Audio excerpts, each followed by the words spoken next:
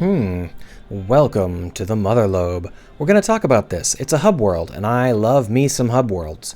Psychonauts is famously pretty good at hub worlds. In fact, it's so good at hub worlds that I have a video on the hub world of Psychonauts 1, if you wanted to go watch that. This hub world is also pretty good. It's not quite as good, but it's pretty good. We're going to talk about it in great detail because it's a fun place to hang out. We do, however, have to get in first, and that means talking to the receptionist. Now, the receptionist was explicitly filmed, put on camera, watching our exchange with Agent Forsyth. She was explicitly shown watching us get our badge from Agent Forsyth and going through the discussion where we became an intern. That's explicitly established.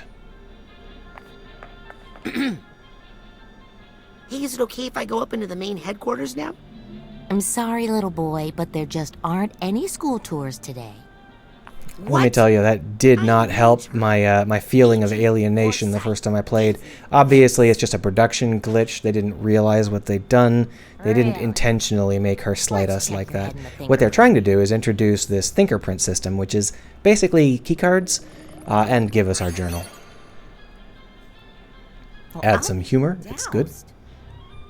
Welcome to the intern program. Let me get you your orientation materials.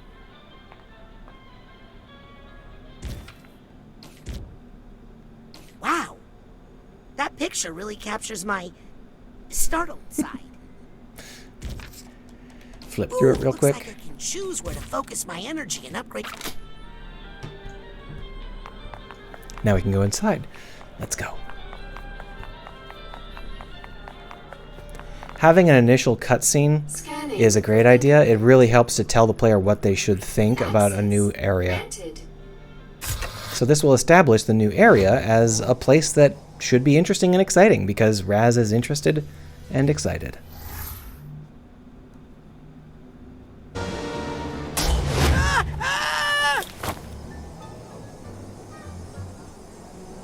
Wow!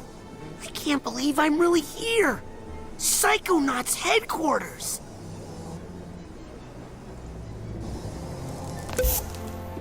Ow! Sorry, new ball. We'll talk about Larry later. Wow! Alright, now we're going to mute the game.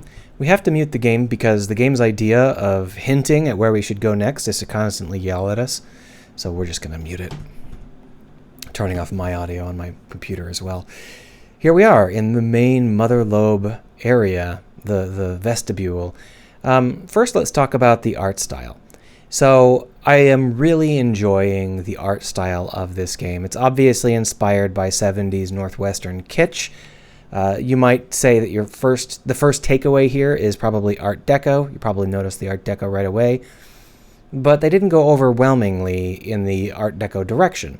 They took some shapes and some colors from Art Deco, but they didn't go so far as to make it feel stale. It's very easy to go overboard with Art Deco inspiration and end up with something that feels so overly vivid that it's flat.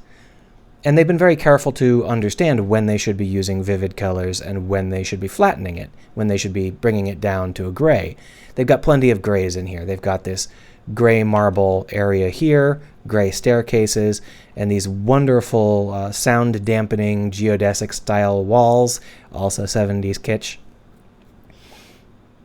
I really enjoy how they use these uncolored elements, these low-vibrancy elements, in concert with the high saturation elements like the floor and the seats and the underside of these, to really create a wonderful tapestry that doesn't feel overwhelming. It's got a lot of depth to it, and you look at this and you think, oh, it's a bunch of really simple assets with not really very much in the way of texturing or anything. It's just, basic stuff, but they put a lot of effort into making sure that this didn't appear overwhelmingly vibrant to the point where your eyes shut off, or flat to the point where your eyes shut off. They are using the vibrancy to guide you and to indicate where you should go and where you shouldn't go. Now, aside from the Art Deco and the geodesic dome, there are still a lot of 70s kitsch inspirations happening here. One of the big ones is, of course, this pseudo-Babylonian or Assyrian bas relief. There's a couple of cutscenes on the way.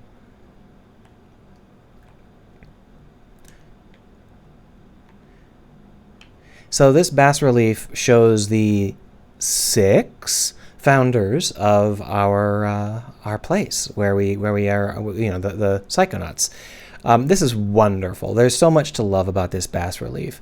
Now, the thing about it that I like best is that it's clearly missing one particular edge. And now the first time through, that's obvious. It's like, oh, they're just, it's just like, these are the 6 that we're supposed to see, and it's a little off center because it's that kind of game. It's exactly where it's supposed to be. There is a missing column. I think that's fantastic. Also, I am equally pleased by the fact that this is not actually inspired by Assyrian or Babylonian art. It's inspired by the 70s kitsch version. This is the sort of thing that you would find in someone who wanted to be inspired by Babylonian or Assyrian art 50 years ago. Rather than them trying to be inspired by it now, they're taking the secondhand inspiration from the 70s for maximum kitsch value. I really love that. It works great. Now, you might be thinking that these columns might be, also Assyrian or Babylonian. They aren't. As far as I can tell, these are inspired by our really stupid 70s misinterpretation of indigenous American art, which is not, it's not a specific style. It's not like anybody actually ever built pillars like this. It's intended to evoke that feeling. And I think it works pretty well. This is intended to be a very kitschy, northwestern sort of hip area. And back in the 70s and 60s, that usually meant adopting a lot of kind of kitschy reinterpretations of indigenous art. As someone who grew up in the area, I saw a lot of leftovers that looked just like this. But rather than just turning it up to max and then not using it, they've been very careful to use these kitschy pillars, these misinterpreted pieces, to support some of their artistic elements.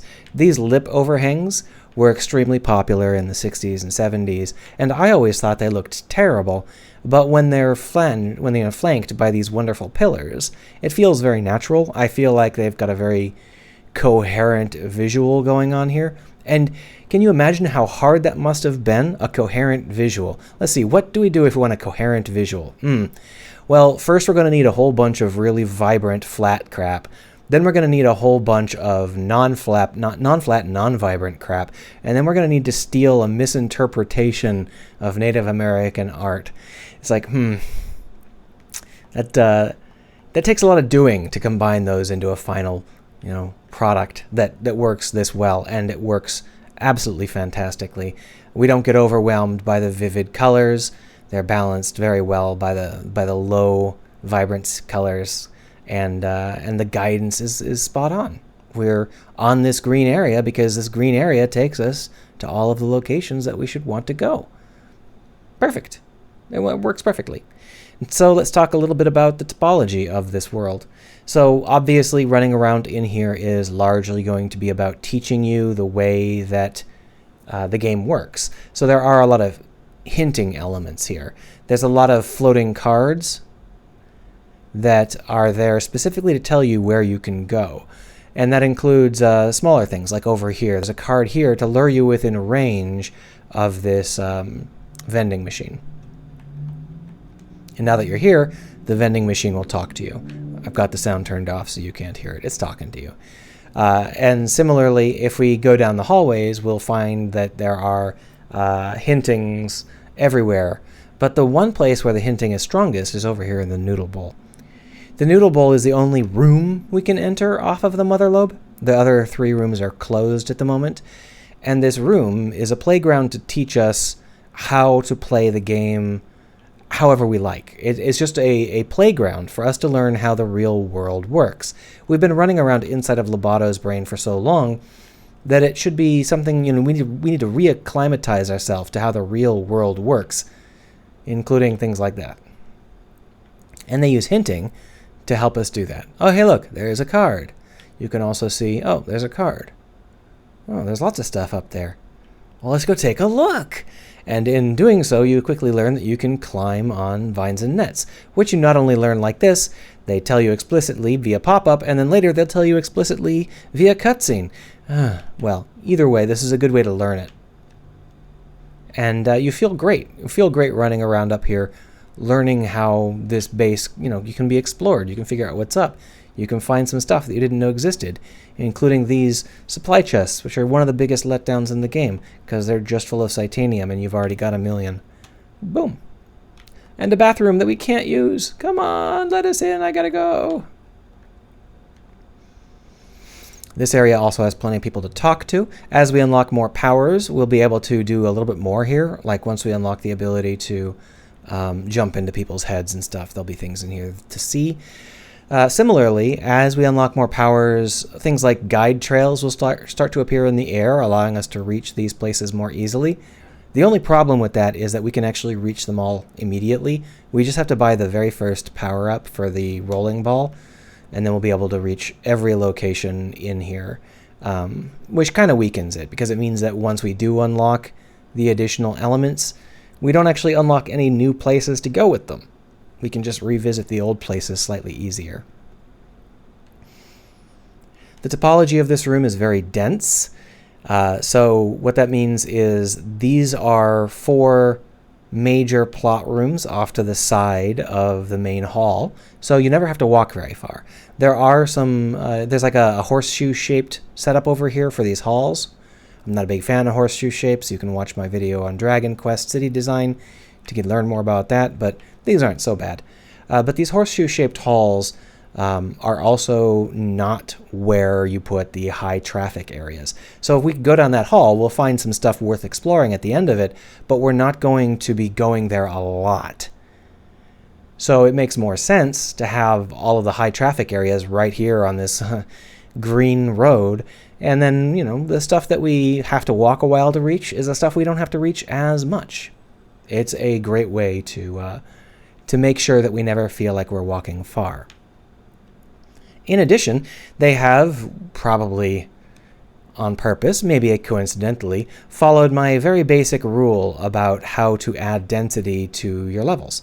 And I say it's mine. I'm not saying they took it from me. I'm saying that it's something I observed, and so has everybody else. You need a certain amount of density to your areas so the player knows where to go next. Generally speaking, the player will have some kind of long-term objective, like say, oh, that bas-relief structure looks interesting, but they're not usually just going to dash straight over to it because it's quite a ways away. Instead, what they would do is they would try and find something interesting that's around 2 seconds away, roughly speaking. And I have a video on this too. It's just a quick way to think about scaling and density. And so if we were to think about that, we got 1 Mississippi, 2 Mississippi. Oh, what's that over there?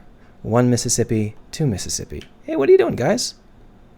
Oh, what's that over there? 1 Mississippi, 2 Mississippi.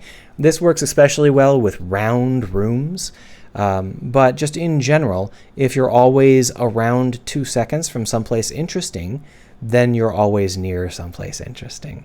That extends into the hallways. Of course, the hallways have a kind of one-directional slant. We'll talk about that. So keep your eye on the left-hand side. Oh, look at that. Something interesting revealed itself as we came around the wall. How far away do you think that is? 1 Mississippi, 2 Mississippi. Would you look at that? Okay, we're done looking at that. Oh, well, how far do you think it is to get around this corner? 1 Mississippi, 2 Mississippi. Would you look at that? Oh, what's that? 1 Mississippi, 2 Mississippi. It's a table. What's over here? 1 Mississippi, 2 Mississippi. Oh, hey, look. 1 Mississippi, 2 Mississippi.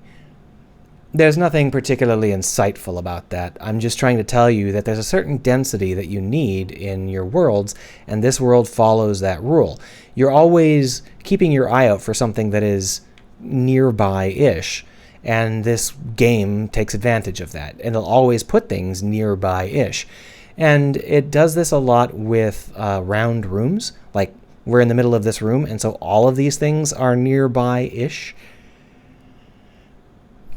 And even when we're running around the room, the camera is generally going to default towards being in the middle of the room because that's where our finger will normally guide it. Our finger will normally try and put the camera in the area where there's the most free space to spin the camera around. We don't usually do this. And because of that, we are going to just be anchored in the center of the room almost all the time, and it's going to be very easy to see, you know, interesting things off to the sides of the room that are always just about the right distance to want to go and try them out. And that is one, you know, pretty typical secret. Not really a secret even, just a basic rule of thumb. Try and put things that are, you know, roughly 2 seconds away so that the player always wants to go and check them out. And then we have police sirens. They're coming to get me. I think that's probably a good time to stop. See you around.